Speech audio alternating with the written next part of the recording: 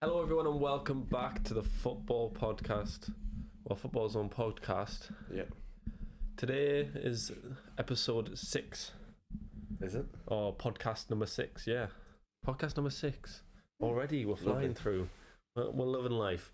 We've got quite a few topics of conversation today. It's been hotting up. Eventful week. Yeah.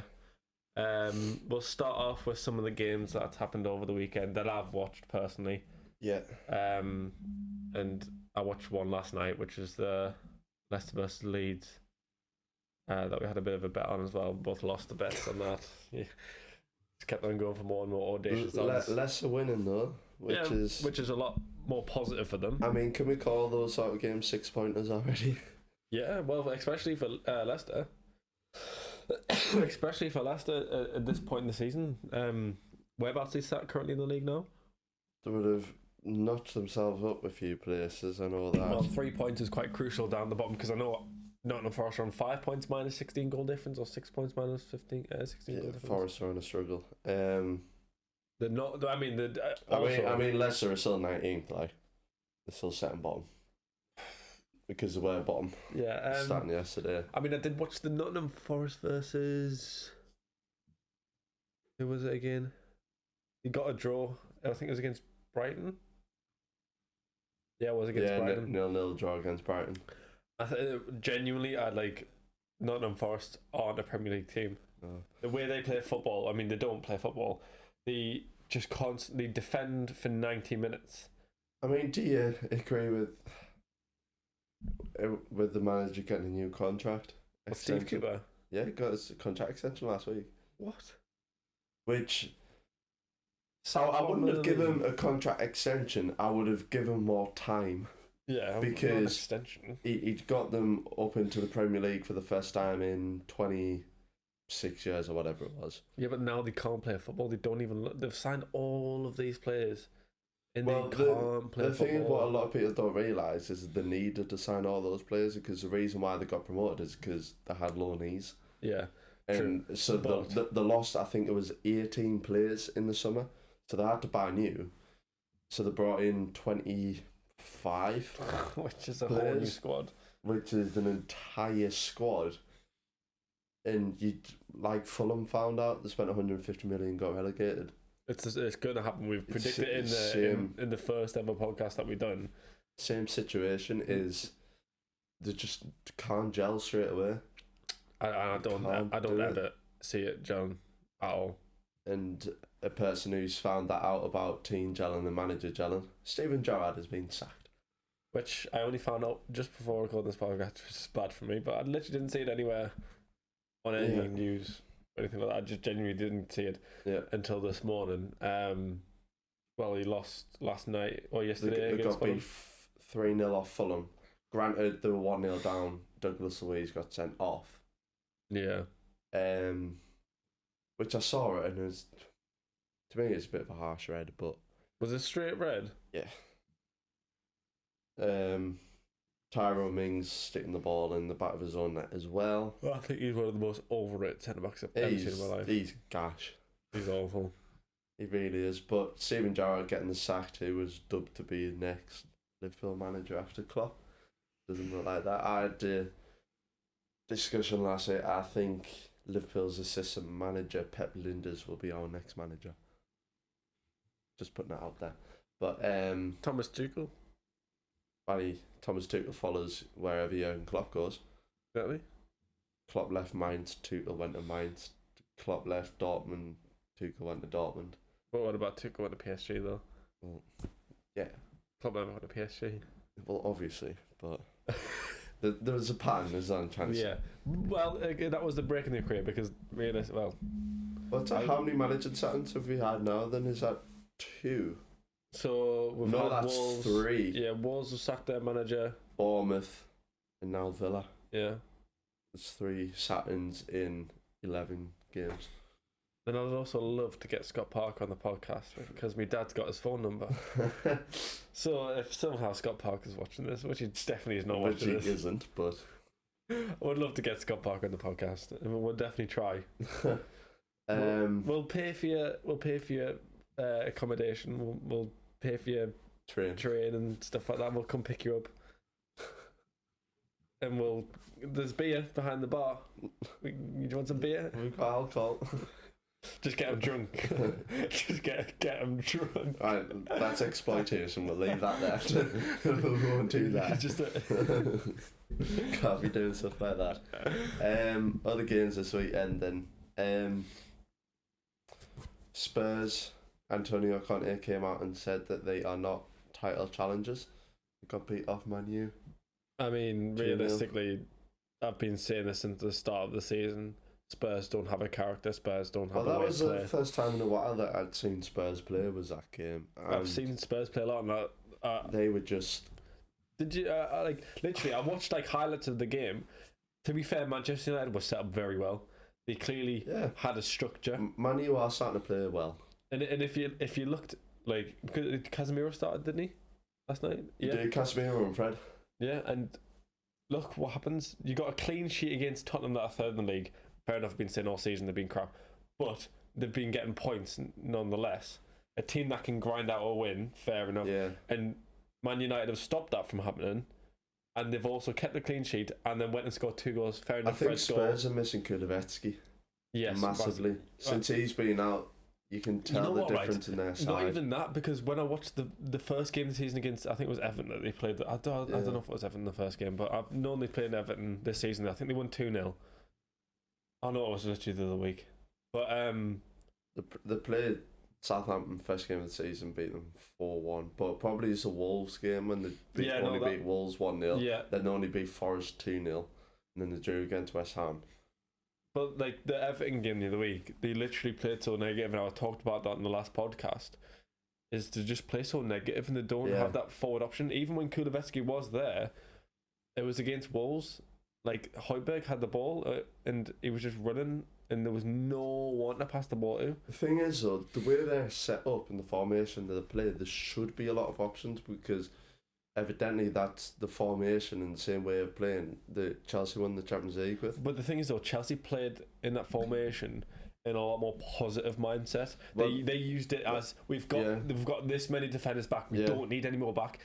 That's how it should be played. Spurs see it as, right, we've got 5 defenders, let's make sure we get everyone else behind the ball when we're defending. We've got 5 defenders, and then now we're going to have 3 sitting midfielders, and then we're just going to leave 2 up front. But the thing is though, the 2 up front become a 1 up front because Kane then comes back at right wing back and defends. Yeah. I just don't understand why he does that. He is a striker. He's the outlet of that team. He needs to be sat on that halfway line like Erling Haaland does. Literally any normal striker. I don't even have to list Erling Haaland. Every single striker in this league, Callum Wilson always on the halfway line. Ivan Toney, literally every striker you look at, even that Johnston that played for Nottingham Forest, he's not even a real striker. He's a right winger. He's sat in a striker's position. He's doing a better job than Kane in terms of positioning. But the thing, they've got the calibre of player to play that sort of way as well. If you think of their wing backs, Perisic forward thinking, Ryan Sessegnon forward thinking, Emerson Royal forward thinking, Doherty forward thinking. Because Doherty at Wolves, he was a wing back and he was always getting forward crosses into the box. The thing is though, Spurs switched to a 4 back when they signed Doherty, they were a 4 back formation, and then that's what pushed him out, and that's why they ended up signing Emerson Royal. And if I'm being honest, I don't understand why they sold Reguilon as well. I thought he was great for Spurs. I don't see why they sold him. I don't think Conte was a fan of him. I am a big fan of Ryan Sessegnon though. Oh yeah, I really do like him. I think they just need to switch this mindset. I think they need to control the game more instead of being too scared of taking a risk. They look far too scared of being on the ball.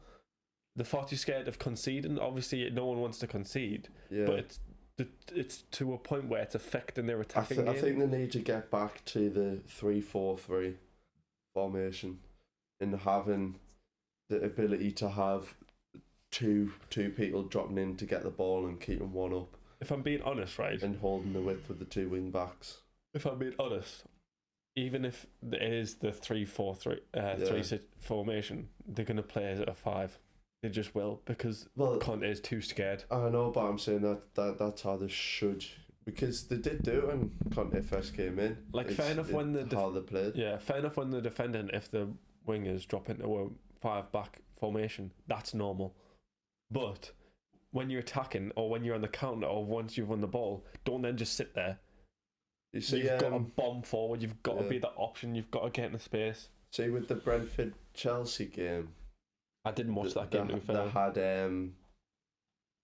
before the game, they had the two managers getting interviewed at the same time, and they gave the chance for Potter to ask Frank a question and Frank to ask Potter a question. That's quite cool, to be fair. And it was really cool, to be fair, because Frank turned around to Potter and he was just like, why do you change formation so much? And Potter gave a really good answer to it, which I really like, and it's given Chelsea a bit of an identity. He was just like, for me, it's not the fact that we're changing formation, it's you should see our way of playing no matter what formation that we're playing in. That's great. He said, you should see a pattern in our play, no matter if we're playing 4-2-3-1 or 3-4-3 or whatever. Mm-hmm. You should see the same pattern in play. It's just things change around, but you should see the similarities. I quite like that format. That's quite a good format because then it gets a more in-depth question and a better answer. Because then Potter turned around to Frank and went, what's the biggest difference from the Championship to the Premier League football? And that's not a lot of questions that get asked to these type of managers that have played in the Championship and they're managing the Championship, sorry. But I thought it was great by with Amazon Prime who were doing the games that they had that going. Right. I think everyone gives Amazon Prime a lot of slate in his. Yeah. But I like the concept that it's on there. Obviously you have to pay £7.99 to watch all these games, or $4.99 or whatever to watch those games. This is not an ad. Yeah, this isn't an ad. I just have Amazon Prime anyway because I get deliveries and I want next day delivery and stuff like that. And then also I can watch all the other programs on there. And stuff, yeah. Anyway, but I quite like the format of like on Sky Go, if you flip your phone on the side, you just have the game. If you flip your phone on the side on Amazon Video, you have all the stats. Every single in-game stat. And you have XG, everything. Bet. Exactly. And then if you're obviously betting on Sky Bet or Bet365, again, not a plug. But if you want to pay us, please. Yeah. I mean, you're not going to get many views, but you never know. One day. Give me free bets. Yeah. Or just money. Yeah. No. If what was I talking about again? Amazon Prime. Yeah, it's actually a lot more in depth. It adds a different sort of element to the game. There is, I think, kids that only have like a couple of game weeks a year. I think they have a lot of time to develop what they have. The only thing they need to fix is how laggy it is at the start. My god. Just even just getting to click on the video, it's infuriates me. Getting on the app takes 10 minutes. Then it's like you need to get to the thing. You've missed half the game by the time you even get there. But if they improve on that, then fair play. Back to the football. Yeah. For me, a guy who's starting to play well, who's took a lot of stick, Darwin Núñez. I watched some of his highlights against Rangers and against, who did you play the other day that he beat? West Ham. West Ham, yeah. He's starting to look more dangerous. Good. But that's the thing I was saying. There's just because you hit the post, though, that's the thing. He's hit the post like so many times. Yeah. Doesn't mean you're a good player. If you stick the ball in the back of it, that's what's the difference. Yeah, but thing for me that was his downfall, and it wasn't to do with him, it was to do with idiotic Liverpool fans, is and you said it before, the instant comparison to Erling Haaland, the instant comparison to Luis Suarez, the comparison to Torres, this and the other.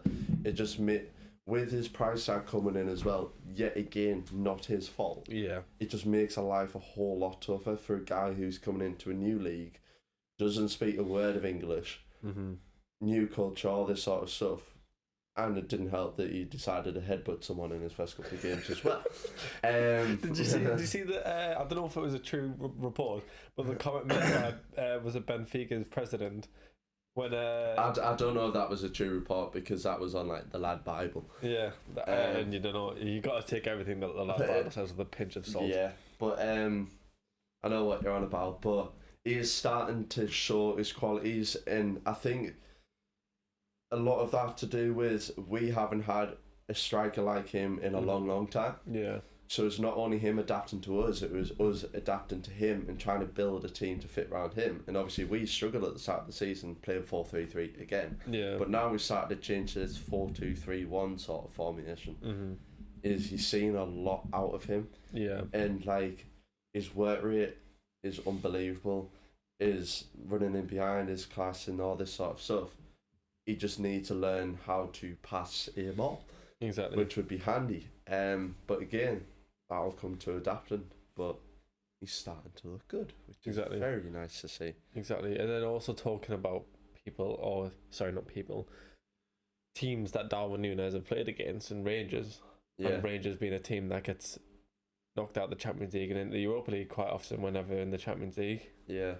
A comment made by Jose Mourinho.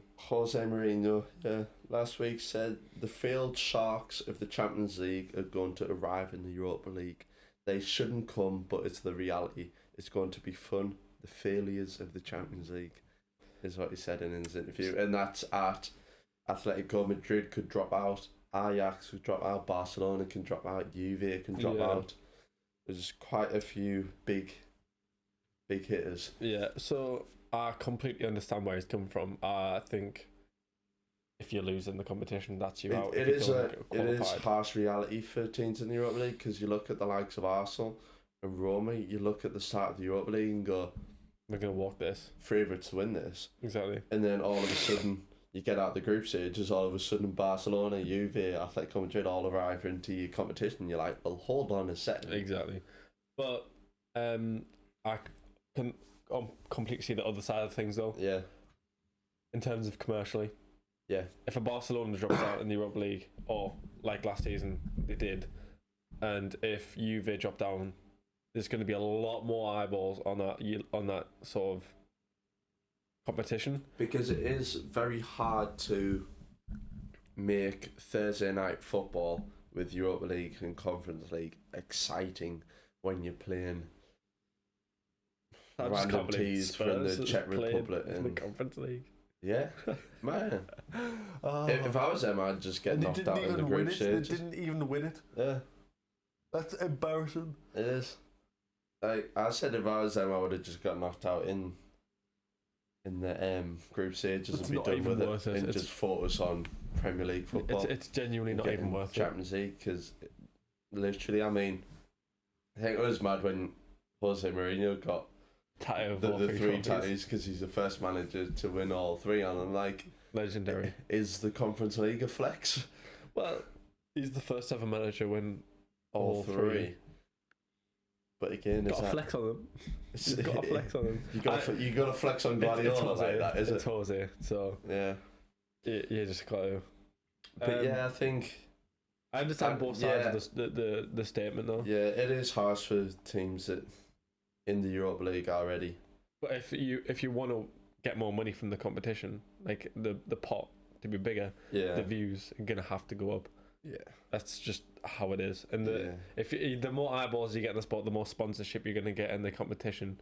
Yeah, that's just how it is. If you look at the Premier League and the amount of sponsorships that's in the Premier League, is because there's a lot of eyeballs. I mean, on that, with obviously coming up into the Premier League, you get more money for, say, if you finish sixth and you come through the playoff, you get more money for that than finishing first and second in the Championship. Exactly. You get into the Premier League. All the eyeballs, TV rights, Wembley, all this sort of stuff. It's a crazy world we live in, where football is run by money now, and it has been for a good few years. Well, I think it's ever since like really Glazers came. I think that's when started taking the turn for the money. Yeah. Like as in terms of the big money. Yeah. Speaking of big money, player who's on $1 million a week. Yeah. With bonuses, Erling Haaland. Paul Merson had a few comments to say about him. I just don't understand where this man's coming from. If he's not getting the ball on a sixpence, he's not getting the ball. He would not score 60 goals in League 2, and I was a manager there with Walsall. So, Paul, if Erling Haaland went and played in League 2, I can guarantee he's scoring 60 goals in a season. I mean, he would just do what he wants. let's be honest. The reason why Erling Haaland is in the situation that he is because he's proved himself at Dortmund. He's proved himself at RB Salzburg, and to get in those situations, you have to play well. And he's clearly played well at a youth level to get in RB Salzburg. Yeah. And he's played well at RB Salzburg. He's creating his own opportunities because he's a good player.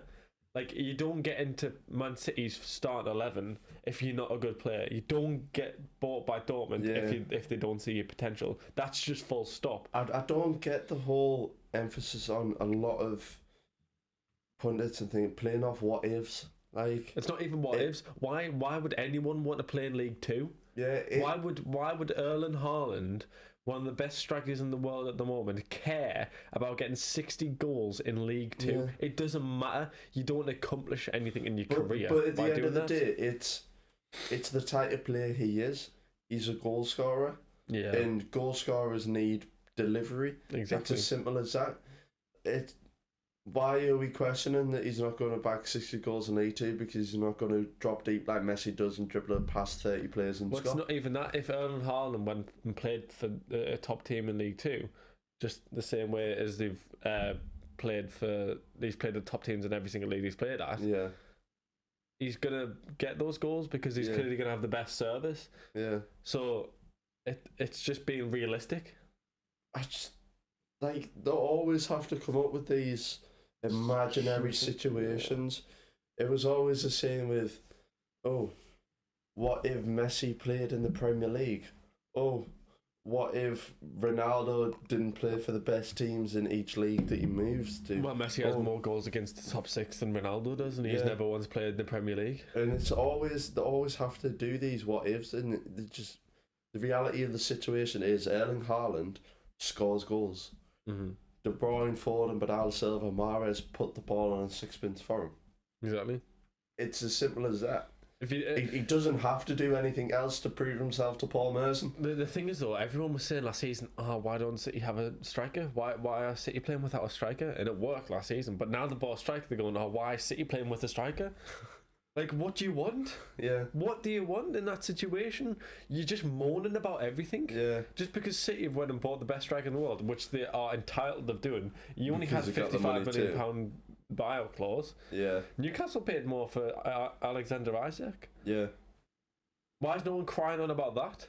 Like, fair enough. Like, we have the money to do it because we hadn't spent any of the money and revenue that we made out of the club for a very, very long time. Yeah. Properly, so we had the funds there to do so. Yeah. So it's just actually on Newcastle, Big Miggy Amron scoring against Everton the other day as well. Yeah. He's on fire this season. He's our top goal scorer. Ever since Grealish made said comments about him. Genuinely, he's a different player now. I obviously know the statements that I've made about Miggy Amron. He wears his heart on his sleeve, and he clearly does the best and wants the best for the team. His abilities on top notch. Yeah. You can see where he bottles in certain situations and tackles and stuff like that, but there's clear development that he's committed to development for the team. Yeah. And he's stepped up for us when we needed him. We don't have Isaac anymore. Fair enough, we've got Callum Wilson, who's a prolific striker as well, but we don't have another good winger in our squad that isn't maximum. Like Jacob Murphy's, he's rubbish. He is rubbish. He is rubbish. The fact that he's still in our squad is baffling. And I mean, Ryan Fraser comes on. I mean, he does a job, but he's not anything special. Yeah, but that's the thing with Hughes is you're gonna have to give it a few years. I mean, but the thing is, everyone knows that. Yeah. Apart from some of the deluded fans that don't understand the concept of how you spend money in the Premier League. Yeah, you can't just, because we've got 460 billion, go spend 5 billion straight up in the transfer window. We have to make sure that we have the revenue from sponsorships and do the dodgy deals like City have done in the seasons where they get sponsorship by their own companies and stuff like that to spend. We don't have that right now, but once we get that in place... All fan bases have these deluded fans that just ruin it for all other fans. Exactly. And I think I think clubs like Arsenal and Liverpool are some of those fans that are over deluded in certain ways. I mean, evidence Arsenal fan TV. Yeah. That you can watch that on a Monday night. Whatever. Whenever they play a Saturday. Yeah. Watch it whenever. I mean, they've been proper torn down and all that since. Was it DT? He's in prison. Yeah. They've been nearly put to bed, Arsenal fan TV now. Still ran by Robbie, but he's appearing on other people's podcasts and stuff like that because there's a lot of eyes on Arsenal fan TV. Yeah. Even the players started knowing about Arsenal fan TV and having the say on it. It got really big, but it was because of the Wenger out. The Wenger out is what really pushed that channel forward.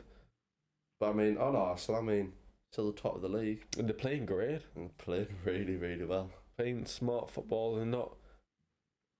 The only other time that they haven't played incredibly is against Man U, but they still played a good game against Man U. They played well against Man U. They just didn't score. I mean, they did, but didn't score enough to beat them. They made too many mistakes. We haven't mentioned on any of our podcasts yet, but I think it's about time that we did speak about it. Is how well they dealt with William Saliba. Oh my god, 100%. Unbelievable. Because they signed him from St Etienne for, what was it, 25, 30 million? Something like that. A massive figure for a teenager. Oh yeah. And then, ship out on loan at St Etienne again. Exactly. And everyone's just screaming at them because at that time, why have we just spent 30 million? They were a sinking ship. They were struggling, and they needed a centre back. And they just splashed a lot of money on a centre back. Exactly. And sent him straight on loan. Then he played well at St Etienne, came back to Arsenal, and then went on loan to Marseille. Exactly. And everyone's again screaming at it because they're struggling. Need a centre half. Need to start improving. Everyone's blaming Mikel Arteta out, this, that and the other. And then this summer, it's time. Exactly. Get in and look at him go. They've kept him unbelievable. Over those 2 seasons, they've kept this player that they knew that was pivotal to their success. Yeah. Away from the media, away from all the negativity. They've kept the players that they thought could deal with such negativity. They've nourished them exactly very, very well. They've hid them away from all the negativity. They've put them in the right time. They knew, okay, this is the season we're going to push. This is a season we're going to go all out. We're going to take as much risks as possible when we're playing football. This is it. We're going for it. Yeah. Saliba, Gabriel. And I've got to say, this person that I used to watch play FIFA Career Mode, MGH, yeah, he's been saying, have you seen him before? Yeah, I used to watch him all the time as a kid. I loved him. Literally, he said 2 seasons ago that them 2 will be their starting 2 centre backs, and them 2 will be unbelievable. Yeah. And look at them this season. But even look at Ben White, a right back. Unreal. But the thing is, he's transitioned so easily into that role because of his frame. Because at Brighton he played at a 5-back and he would play right centre back. Mm-hmm. So being out in those channels, defending out wide, he's used to it. Exactly. And it gives them another defensive block. Exactly. Because over on the left hand side, you're either going to have Zinchenko, who likes to push into midfield and push on, or you've got Tierney, who likes to bomb up the wing. Exactly. You've got another defensive block at right back where you know you've got a solid base there, and they can switch into a 3 at the back when they're very, very easily. And that's one big credit on Arteta is how fluid his side is in changing positions. Like a Guardiola side. Yeah. Where it is great. Full-backs come in here, wingers come out here. But it's not even that as well. Ben White can go forward. Yeah. Ben White's incredible at passing. He's not slow. Yeah. He's a good all-round right back. Yeah. But obviously still on Saliba is the way that he's just fitted into the side and you just can't get him out. He's pivotal. He's really pivotal to Arsenal this season. And I think it was just a big fact because if he had been a part of Arsenal in the last couple of years, a young lad, I don't think he would be at where he is at now. No. Because he would have been absolutely slated and hated by fans and the media. Losing games and stuff like that. Loss in confidence at the young age. And now they're singing Saliba. But he would have had the confidence to play the way he's playing because Arsenal didn't have the confidence. No. You wouldn't have had the ability to take the risk of driving forward and pinging the ball top corner and this, that and the other. Exactly. Back then, whereas now he can because of how good Arsenal are playing, because they've signed the right players that they needed to sign. He hasn't played in a bad squad as well prior to playing for Arsenal. He's played at Marseille, who were transitioning into top 2 teams in Ligue 1. He was dominant in Ligue 1 as well. He was so dominant. He was the season before they signed him, and then also the season they signed him when he went back there again. Last year is incredible. And I think I said this to you the other day, is if Arsenal didn't sign them when they signed them, he would have been moving to a PSG or a Real Madrid or something like that. And it would have been the same situation as like Diallo or something, whatever his name is. Yeah. And just wouldn't have the time on the pitch, and Yeah. you wouldn't see how much of a good footballer he is. Yeah. That's what would have happened if he performed like he did whilst he's been out on loan from Arsenal. Then he would have been moving to probably PSG, because PSG Need a centre back. wanted a centre half in the summer. Yeah. Try getting Skriniar, but if Saliba was on the market, then No doubt that he would have been a PSG. Yeah, 100%. Quite quickly. 100%. And I think to round it all off, I want to speak about one player, and we both know who that player is, Cristiano Ronaldo. Yeah. And walking out against Spurs, and how he just dealt with this whole situation. This is he not supposed to be making a statement? He made a statement last night saying like heat of the moment thing, but literally 3 minutes ago, Ten Hag came out and said the talk is between Cristiano and me, and refused to.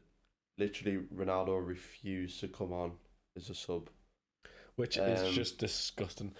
He's tarnishing his credibility as a footballer. Do you know what it is? As much as I am a Messi fan, it's sad to see. No, it is because like at the end of the day, we've grown up with Ronaldo being one of the best players in the world, and it's sad to see his career coming to an end like this, because at the end of the day, it's really sour. Don't know if or where he's going to move to in January or next summer.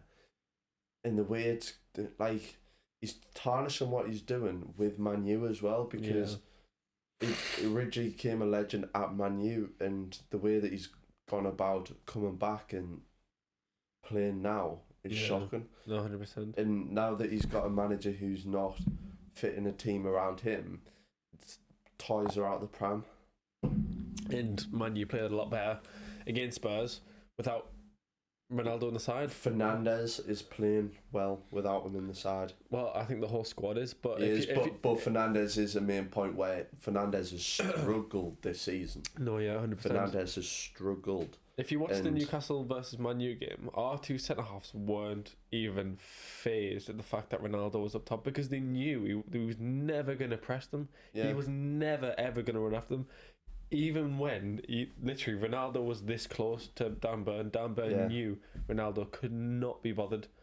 He would literally just like turn his shoulder, pass it. I mean, because he knew he wasn't going to put the effort in. From a Ronaldo perspective, coming on in the 87th minute against Spurs, it is going to be a bit demoralising to him, thinking of how like his aspect of it is like, I'm Ronaldo, I'm this, I'm that. I shouldn't just be coming on, but walking not only down the tunnel, but he left the stadium. Yeah. Like, he wasn't even there for the team to come into the change room and to have the post-game chat and this, that, and the other. He left. And that's what, twice he's done that now, this year. To be fair, the first time was in a friendly. It was, but he's making a bit of a habit of it. Yeah. And you can't do that. You've got to respect that he's not... Fair enough, he might be bigger than the club, but he's not bigger than the club. No player's bigger than the team or club, not at all. And especially if when he plays, he bags a bunch of goals and plays unbelievably well and this, that and the other. I don't understand. Then it can be kind of justified. But the fact of the matter, when he plays shocking. He scored against Everton. Okay, well done. But his whole performance against Everton was poor. Is nothing he's doing, and his attitude is just not justified whatsoever. No. And it is shocking. But one big thing that we need to speak about, because it's the biggest sporting award in the world, Ballan D'or. Oh wow, yeah, completely forgot about Ballan D'or. The awards roundup, so the Copper Trophy went to Gavi. Look, he's a great young kid. He is. And I completely see there's a lot of potential with Gavi. But Camavinga, Bellingham, I think those two names have got to be mentioned a bit more or higher up the list than him. Yeah. I would have gave it to Ballon personally. Yeah, I mean, captain of Dortmund at 19 years old and being the pivotal. Well, to be fair, first name on that team sheet because Rice being injured and all. Yeah. He is literally first name on that team sheet at Dortmund. 100%. So for me, he should have been it. Sadio Mane won the award for most donations to charity or something like that. Yeah, fair play. There's an award for that now. Ballot. The Gerd Mullet Trophy, so best striker trophy. Obviously, Benzema. Nope. Lewandowski. Fair enough. Wait, so Lewandowski won best striker, then Benzema won the Ballan D'or. How does that work? Yeah, and the Yassine Trophy, which is best goalkeeper, went to Thibaut Courtois. Completely just. Which Thibaut Courtois had a lot of choice words about the Ballon d'Or. He was not happy about that afterwards because Man City won Club of the Year, and Thibaut Courtois said all the players looked at each other and laughed when that came out. He was just like, because we won La Liga and the Champions League. City won the Prem, that was it. Yeah, City only won the Prem, and City won. And it was pushed to the last day. Yeah. So, and he was more mad at the fact that he wasn't higher in the list to win the Ballon d'Or. Yeah. Which also, Messi not being on that list was completely criminal. I mean, Messi most goals and assists in the calendar year out of any player, and he didn't make the top the 40. 50, 40. Winning the Copa America, did that not mean anything? Winning Ligue 1, winning the French Cup. Yeah. What else? He won player of the tournament at Copa America. He won the highest assister, highest goal scorer. And he won most assists in Ligue 1 and countless man of the matches as well and stuff like that. Ronaldo was 20th. What's he done? Yeah. Ronaldo's he got knocked out of the Champions League. He finished 5th in the league with I'll go through United. Where some players went up, but Alexia Putellas won the female Ballan d'Or. Don't know who that is. No, but she's highest rated in FIFA this year though. Oh, there you go. And obviously Benzema won the Ballan d'Or, which... Go check out the YouTube Shorts video that I uploaded the other day about the Yannick Bolasie and Zaha versus Crystal Palace women's team. Then you'll see who's the highest rated in FIFA. Which was kind of nice to see Benzema he deserved win the Ballon d'Or, let's just be honest. Because it always goes back to that photo of Cruz, Ronaldo, Bale and someone else at Real Madrid holding up the trophies, the individual awards, and Benzema's in the back applauding them. Yeah. Like, it's his time sort of thing. He did deserve it though. Did you see who he brought to the ceremony with him? His wife, his ex-wife. And his kid. What an and he was legend. Dressed like Tupac. What a legend. The man's, yeah. Anyway, one thing that I don't understand about the Ballon d'Or is this whole joint position thing. Joint position? Yeah. So in 25th, you had João Cancelo, Joshua Kimmich, Mike Manigan, Antonio Rudiger, Darwin Núñez, and Christopher Nkunku. Wait, Darwin Núñez finished above Messi? Yeah, he finished 25th. You had 6 players finish 25th in the Ballon d'Or. 6. Wait, but... What? Yeah. You had 6 players finish 25th. You had... Wait, did it go 25th, 24th, 23rd, 22nd, 20th? No, just 25th. You have all those players. And then 22nd, you had Trent, Foden and Bernardo Silva. I know, but is there a 24th position? No. Exactly, that's why. Yeah, but you have 25th and you have 24th, 23rd, then you go to 22nd, but there's 6 players in the 25th. Oh my God. There's 6 holding the 25th, and then you've got 3 in 22nd. Harry Kane finished 21st, and Ronaldo finished 20th. Honestly, I think it's so corrupt. And then 17th, Luis Diaz. What? Dusan Vlahovic. Wait, from Juve? Yeah, and Casemiro in 17th. Oh, I know Casemiro. I understand. He won the La Liga and. But how's Dusan Vlahovic finishing 17th? He had a shocking season. I mean, he had a good season, half a season with Fiorentina, then he went to Juve, and then Juve is struggling and all. Oh my Van Dijk God. finished 16th. To be fair, Rafael Leao finishing 14th. I don't know. It's not even justified. No, it's not. It's not. It's just not. I'll honest. Not 14th. I mean, he won Serie A with AC Milan, and it was That's the first time. Yeah, but you can't say it's the first time in forever. He was, it doesn't matter if it's the first time in forever. He was pivotal in that. I know, but it doesn't matter if it's the first time in forever. You know what I mean? It doesn't matter. They only won it. They won it. Yeah, fair enough. But you can't give it because it's the first time they won it in a long time. It doesn't add anything else to it. Then Riyad Mahrez 12th. Yeah, no. Sebastian Haller 13th. No. Obviously, yes, he's ill. I don't want to go into much details. Be lenient, but no. Son 11th. Jesus Christ. Erling Haaland got 10th. Modric 9th. Vinicius Junior 8th. Really? Yeah, 8th. 8th. Who's ahead of him? Alright, do you want us to list off the rest? Yeah. So Vinicius Junior 8th. Thibaut Courtois 7th. Kylian Mbappe 6th. What? Salah 5th. Lewandowski 4th. De Bruyne 3rd. Mane 2nd. Benzema 1st. What? Did you see Mbappe's face when he got Nance's 6th in the Ballon d'Or? No. He had a face like thunder. He was fuming. I can see it being rigged one day for him winning quite a few because obviously the French. But did you see he got loads of boos when he was walking the award ceremony as well? Yeah, he did. But yeah, that was Ballon d'Or listing, which was mental. Well, so obviously Messi not getting in there was just criminal, just crazy. I think that was his best season for like 3-4 seasons.